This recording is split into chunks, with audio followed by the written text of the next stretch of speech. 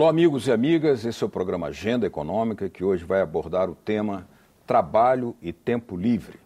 Isso porque, com a introdução de novas tecnologias no trabalho, o teletrabalho, por exemplo, tem causado uma série de mudanças no comportamento dos trabalhadores. Entre eles, a de permanecerem completamente ligados, de prontidão, disponíveis, mesmo estando no seu tempo fora do trabalho. Ou seja, o tempo livre vem sendo também, em boa medida, dedicado ao trabalho. Em que medida isso afeta as relações sociais, familiares, afeta a vida cultural, afeta, de uma maneira geral, uma outra preparação, a vida esportiva desses trabalhadores? Esse é o tema de uma pesquisa do IPEA, Instituto de Pesquisa Econômica Aplicada, que versou sobre essa questão e para abordá-lo, para examiná-la, nós temos aqui hoje conosco como convidado o sociólogo e pesquisador do IPEA, André Gambier, a quem dou as boas-vindas. Muito obrigado. Obrigado a vocês. Bom, desde 32 e depois em 88, foram dois momentos em que houve a redução formal da jornada de trabalho no Brasil. Em 32, na era Vargas, foi a própria fixação, né, de uma nova jornada, que antes até era completamente arbitrária. Depois, em 88, na Constituição, houve a redução de 48 para 44 horas.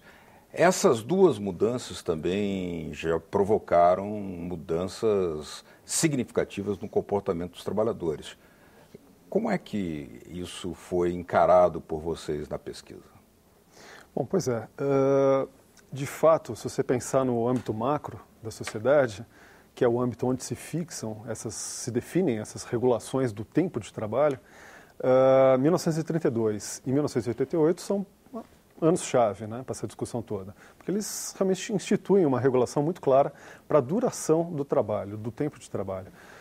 32, na verdade, se fixam 8 horas diárias e 48 horas semanais, mas com a possibilidade de se acrescer aí às 8 horas diárias 2 horas de trabalho extraordinário, né? Em 88, na verdade, as 8 horas diárias se mantêm, né? Mas, na verdade, a duração semanal do trabalho cai de 48 para 44. Mas a Constituição, na verdade, não fala nada sobre as 2 horas extraordinárias de trabalho, então elas estão mantidas ali, né, teoricamente. Então, o que você teve de mudança nesses 56 anos, entre 1932 e 1988, foi apenas a queda de 4 horas semanais de trabalho, né? É muito, é pouco? Não sei. Dado o tempo de 56 anos, que é bastante tempo, é mais de meio século, não sei, mas é um debate que está colocado aí. Mas é esse debate, na verdade, que a pesquisa do IPEA tenta entrar um pouco. Entrar como, né? Na verdade, a pesquisa do IPEA tenta atualizar um debate que foi muito profícuo, gerou muitos resultados, muitas coisas interessantes, no período da Constituinte, ou seja, ali de 86, 87, 88. E, na verdade, foi um período em que se debateu muito se a sociedade brasileira deveria contar com uma redução da jornada semanal de trabalho, pelo menos, né, que foi o que acabou acontecendo, de 48 para 44 horas. Nesse debate, na verdade, por exemplo, se discutiu diversas coisas. Qual seria o impacto dessa redução, não só para a sociedade, mas para a economia, por exemplo. Que efeitos teria isso, por exemplo, sobre o mercado de trabalho, né? Na verdade, esse debate da época da Constituinte talvez tivesse 3 vertentes principais quanto ao resultado, né? Tinha uma vertente que afirmava que teria um efeito emprego muito forte, ou seja, na verdade você teria uma redistribuição social do tempo de trabalho por toda a sociedade. Você tiraria pessoas que estavam desempregadas e traria elas para o emprego. Multiplicando postos de trabalho. Multiplicando postos de trabalho, daí o nome desse efeito emprego, né? E isso seria um efeito importante para baixar, por exemplo, a taxa de desemprego, trazer mais gente para a atividade, para o mercado de trabalho, para a ocupação.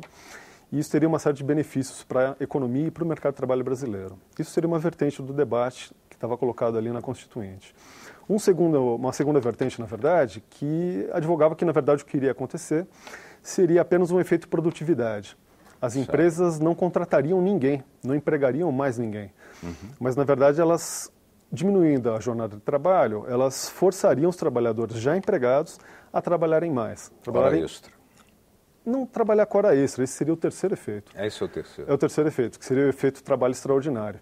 Mas nesse segundo efeito, que é o efeito intensidade, os trabalhadores trabalhariam num ritmo mais rápido e com uma jornada mais compacta, mais densa. Produziriam mais exatamente, bens e serviços, na mesma jornada de trabalho, agora de 44 horas. Uma intensificação. Intensificação do trabalho, é um efeito intensificação.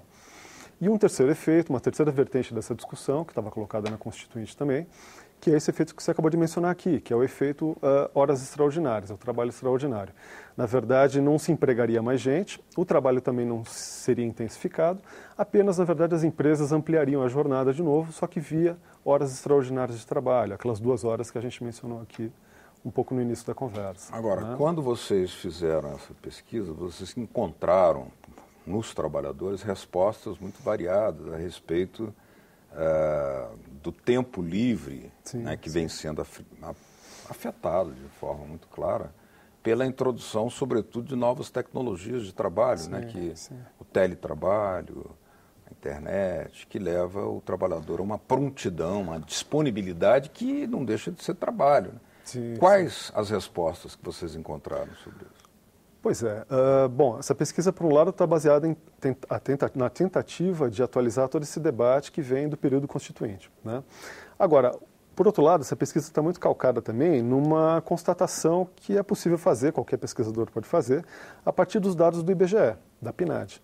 Pesquisa Nacional por Amostra de Domicílios, é uma espécie de mini-censo que o IBGE realiza todos os anos, em que não há censo no Brasil, né? E o IBGE, realizando essa pesquisa, tem uma informação lá sobre o tempo de trabalho, o tempo que as pessoas passam no trabalho, durante um dia, uma semana, um mês, um ano e por aí vai. Você consegue derivar todas essas informações da PNAD.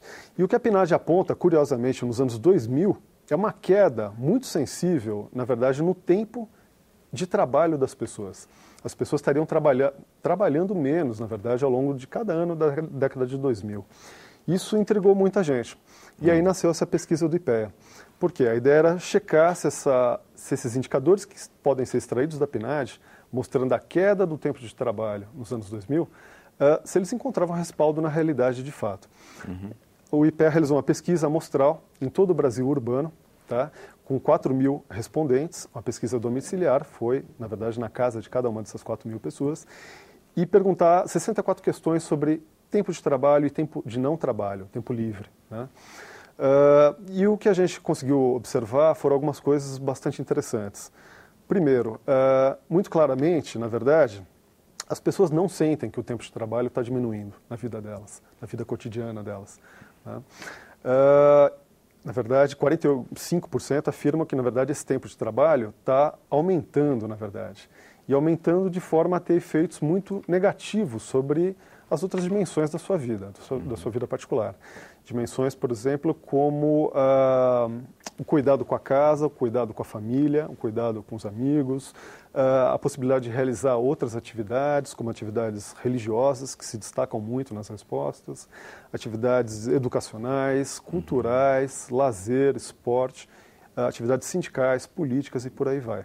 Toda essa série de outras atividades, na verdade, estão perdendo espaço, na verdade, mesmo nos anos 2000, para o tempo de trabalho.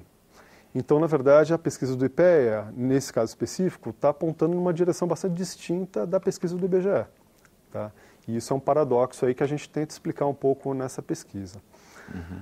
Esse é um elemento interessante, porque qual seria a explicação para a diferença em relação ao que foi encontrado pela PNAD? Pois é, as explicações são várias, né? Dada a quantidade de informações que essa pesquisa do IPEA trouxe para o debate, as explicações são várias.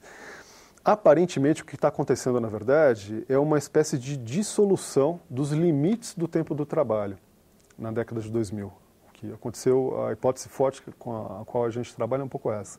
Em que sentido essa dissolução dos limites do tempo? A jornada de trabalho passa a ter limites cada vez mais frágeis, que você não consegue distinguir direito. Por quê? Na verdade, por alguns fenômenos que já são bem tratados na literatura. Fenômenos, por exemplo, como a prontidão e o sobreaviso. Né? As pessoas, mesmo quando saem do trabalho, encerra a sua jornada de trabalho diária, ela não consegue se desligar do trabalho, simplesmente porque ela tem que ficar de prontidão ao sobreaviso. Isso é uma ordem do empregador dela. E o empregador chamando, ela tem que acorrer para o trabalho. Mas ela não é remunerada por essa prontidão. A lei determina que sim, em diversos casos. E tem acontecido? Acredito que isso dá tema até para uma outra pesquisa relacionada... fiscalizar, né?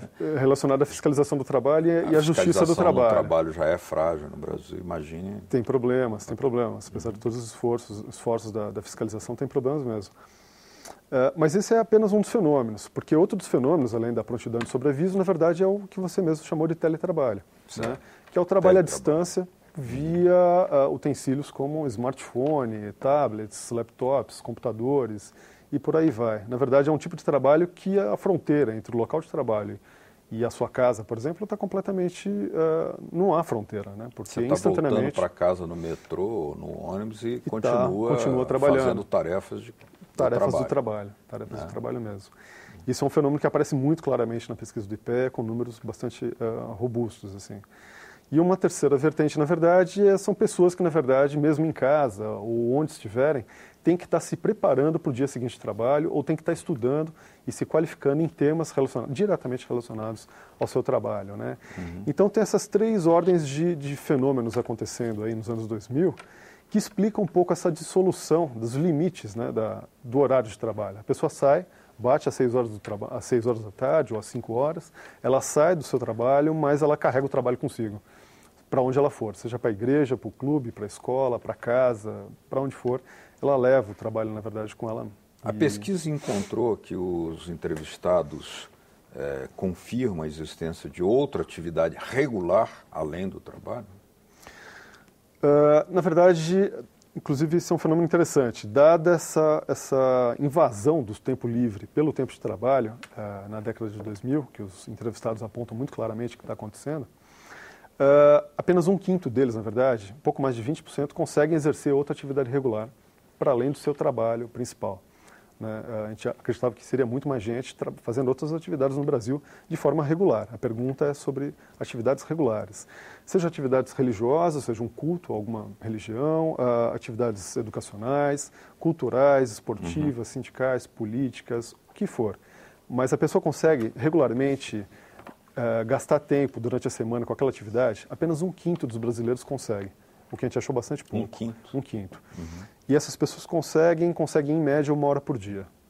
1 hora líquida por dia, elas conseguem desempenhar essa outra atividade escolhida por elas aí. Mas é apenas 1/5 dos brasileiros que tem tempo para além do seu trabalho, né, para dedicar alguma atividade. Nós vamos aprofundar esse tema, mas vamos fazer aqui uma pequena pausa. Já já a gente volta no Agenda Econômica, que está abordando hoje a questão trabalho e tempo livre. Continue com a gente.